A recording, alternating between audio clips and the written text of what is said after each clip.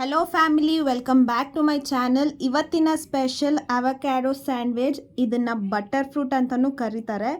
So ಬನ್ನಿ ಹೇಗೆ ಮಾಡೋದು ಅಂತ ನೋಡೋಣ. ಮೊದಲನೇದಾಗಿ ಇಲ್ಲಿ ಬಟರ್ ಫ್ರೂಟ್ನ ತೊಗೊಂಡಿದ್ದೀವಿ. ಕನ್ನಡದಲ್ಲಿ ಬೆಣ್ಣೆ ಹಣ್ಣು ಅಂತ ಕರೀತಾರೆ. ಸೊ ಇಲ್ಲಿ ನಾವು ಒಂದು ದೊಡ್ಡ ಗಾತ್ರದ ಹಣ್ಣನ್ನ ತೊಗೊಂಡಿದ್ದೀವಿ.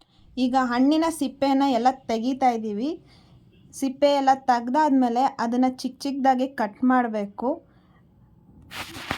ಈ ರೀತಿ ಕಟ್ ಮಾಡಿಕೊಂಡು ಒಂದು ಬೌಲ್ಗೆ ಹಾಕ್ಕೊತಾ ಇದ್ದೀವಿ. ಈಗ ಅದನ್ನು ಚೆನ್ನಾಗಿ ಸ್ಮ್ಯಾಶ್ ಮಾಡಬೇಕು.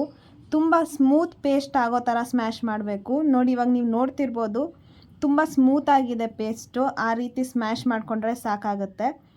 ನಾವಿಲ್ಲಿ ಪೂರ್ತಿ ಹಣ್ಣು ಹಾಕ್ಕೊತಾ ಇಲ್ಲ, ಸ್ವಲ್ಪ ಪ್ರಮಾಣದಲ್ಲೇ ಮಾಡ್ತಾ ಇರೋದು. ಸೊ ಇದ್ರ ಜೊತೆಗೆ ಕ್ಯಾರೆಟ್ನ ತೊಗೊಂಡಿದ್ದೀವಿ, ಅದನ್ನು ರೌಂಡಾಗಿ ಹೆಚ್ಕೊಂಡಿದ್ದೀವಿ. ಸ್ವಲ್ಪ ಕೊತ್ತಂಬರಿ ಸೊಪ್ಪನ್ನ ತೊಗೊಂಡಿದ್ದೀವಿ, ಚಿಕ್ಕ ಚಿಕ್ಕದಾಗಿ ಹೆಚ್ಕೊಂಡಿರುವಂಥ ಈರುಳ್ಳಿನ ತೊಗೊಂಡಿದ್ದೀವಿ. ಸ್ವಲ್ಪ ಕರ್ಬೇವಿನ ಸೊಪ್ಪನ್ನು ಕೂಡ ಆ್ಯಡ್ ಮಾಡ್ಕೊತಾ ಇದ್ದೀವಿ. ಮತ್ತು ನೋಡಿ, ಅರ್ಧ ಭಾಗದ ಹಣ್ಣು ಇಲ್ಲೇ ಇದೆ. ತುಂಬ ಜಾಸ್ತಿನೇ ಆಗುತ್ತೆ. ಕಾಲು ಭಾಗದ ಹಣ್ಣು ಯೂಸ್ ಮಾಡಿದ್ರೇ ಸಾಕು. ಒಂದು 3-4 ಜನ ತಿನ್ನೋಷ್ಟು ಸ್ಯಾಂಡ್ವಿಚ್ ಆಗುತ್ತೆ. ಸೊ ಇದಿಷ್ಟು ಬೇಕಾಗಿರೋಂಥ ಇಂಗ್ರೀಡಿಯೆಂಟ್ಸ್. ಇದ್ರ ಜೊತೆಗೆ ಸ್ವಲ್ಪ ಉಪ್ಪು ಮತ್ತು ಕರಿಮೆಣಸಿನ ಪುಡಿ, ಇದಿಷ್ಟಿದ್ರೆ ಸಾಕು. ಈಗ ಸ್ಮ್ಯಾಶ್ ಮಾಡ್ಕೊಂಡಿರುವಂಥ ಹಣ್ಣು ಜೊತೆಗೆ ಕ್ಯಾರೆಟ್ನ ಹಾಕ್ಕೊತಾ ಇದ್ದೀವಿ. ಜೊತೆಗೆ ಚಿಕ್ಕದಾಗಿ ಹೆಚ್ಕೊಂಡಿರುವಂಥ ಈರುಳ್ಳಿ ಕೂಡ ಆ್ಯಡ್ ಮಾಡ್ಕೊತಾ ಇದ್ದೀವಿ. ಸ್ವಲ್ಪ ಕೊತ್ತಂಬರಿ ಸೊಪ್ಪನ್ನು ಕೂಡ ಆ್ಯಡ್ ಮಾಡ್ಕೊತಾ ಇದ್ದೀವಿ. ಜೊತೆಗೆ ಒಂದು ಕರ್ಬೇವಿನ ಸೊಪ್ಪು, ಒಂದು 4-5 ಎಲೆಯಷ್ಟು ಕರ್ಬೇವಿನ ಸೊಪ್ಪಿದ್ರೆ ಸಾಕು. ಅದನ್ನು ಚಿಕ್ಕದಾಗಿ ಕಟ್ ಮಾಡಿಕೊಂಡು ಹಾಕ್ಕೊಂಡಿದ್ದೀವಿ.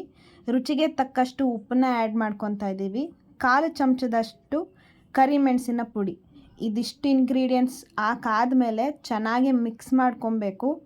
ನಾವು ಹಾಕಿರೋವಂಥ ಎಲ್ಲ ಇಂಗ್ರೀಡಿಯೆಂಟ್ಸು ಚೆನ್ನಾಗಿ ಮಿಕ್ಸ್ ಆಗಬೇಕು ಆ ಹಣ್ಣಿನ ಜೊತೆ. ಈ ರೆಸಿಪಿನ ಮನೇಲಿ ಒಂದ್ಸಲಿ ಟ್ರೈ ಮಾಡಿ ನೋಡಿ, ತುಂಬ ರುಚಿಯಾಗಿರುತ್ತೆ. ಯಾವಾಗಲೂ ಬಟರ್ ಮಿಲ್ಕ್ ಕುಡಿತಿರ್ತೀರ ಅಥವಾ ಜ್ಯೂಸ್ ಕುಡಿತಾನೆ ಇರ್ತೀರ, ಈ ರೀತಿ ಒಂದ್ಸಲಿ ಟ್ರೈ ಮಾಡಿ ನೋಡಿ. ಸ್ಯಾಂಡ್ವಿಚ್ ಒಂದು ಒಳ್ಳೆ ಹೆಲ್ದಿ ರೆಸಿಪಿ ಅಂತಲೇ ಹೇಳ್ಬೋದು. ನೋಡಿ, ಈಗ ಎಲ್ಲ ಮಿಕ್ಸ್ ಮಾಡಾಗಿದೆ. ಈಗ ಒಂದು ತವಾನ ಬಿಸಿಗೆ ಕಾಯಕ್ಕಿಟ್ಟಿದ್ವಿ, ಅದು ಕಾದಿದೆ. ಈಗ 1 ಚಮಚದಷ್ಟು ತುಪ್ಪನ ಆ್ಯಡ್ ಮಾಡ್ಕೊತಾ ಇದ್ದೀವಿ ತವಕ್ಕೆ. ತುಪ್ಪ ಆದರೂ ಹಾಕೋಬೋದು, ಅಥವಾ ನೀವು ಎಣ್ಣೆ ಇದ್ದರೆ ಎಣ್ಣೆ ಕೂಡ ಹಾಕೋಬೋದು. ತುಪ್ಪ ಹಾಕೋದ್ರಿಂದ ಅದರ ಟೇಸ್ಟ್ ಇನ್ನೂ ಚೆನ್ನಾಗಿರುತ್ತೆ. ಒಂದು ಹೆಲ್ದಿ ಸ್ನ್ಯಾಕ್ಸ್, ಗುಡ್ ಫ್ಯಾಟ್ ಅನ್ನೋ ಕಾರಣಕ್ಕೆ ಹಾಕೊತಿದ್ದೀವಿ. ಇಲ್ಲಿ ನಾವು 4 ಸ್ಲೈಸ್ಗಳು ಮಾತ್ರ ಬಳಸ್ತಾ ಇದ್ದೀವಿ. ಸ್ವಲ್ಪ ಪ್ರಮಾಣದಲ್ಲೇ ಮಾಡ್ತಾಯಿದ್ದೀವಿ. ಇದು ಮಾಡ್ತಾ ಇರೋದು ನನ್ನ ಅಣ್ಣನ ಲಂಚ್ ಬಾಕ್ಸ್ಗೆ, ಸ್ನ್ಯಾಕ್ಸ್ಗೆ. ಸೊ ಇಲ್ಲಿ 4 ಸ್ಲೈಸ್ಗಳನ್ನ ತವಾ ಮೇಲೆ ಇಟ್ಟು ಸ್ವಲ್ಪ ಟೋಸ್ಟ್ ಮಾಡ್ಕೊತಾ ಇದ್ದೀನಿ. ತುಂಬ ಕ್ರಿಸ್ಪಿ ಆಗೋದು ಬೇಡ, ಹಾಗಂತ ತುಂಬ ಸಾಫ್ಟಾಗಿರೋದು ಬೇಡ. ಒಂದು ಲೈಟ್ ಗೋಲ್ಡನ್ ಬ್ರೌನ್ ಬಂದರೆ ಅಷ್ಟೇ ಸಾಕು. ಸೈಡಲ್ಲಿ ತುಂಬ ಡೀಪಾಗಿ ಟೋಸ್ಟ್ ಆಗೋದು ಬೇಡ. ಒಂದ್ಸಲಿ ಮನೇಲಿ ಖಂಡಿತವಾಗ್ಲೂ ಟ್ರೈ ಮಾಡಿ.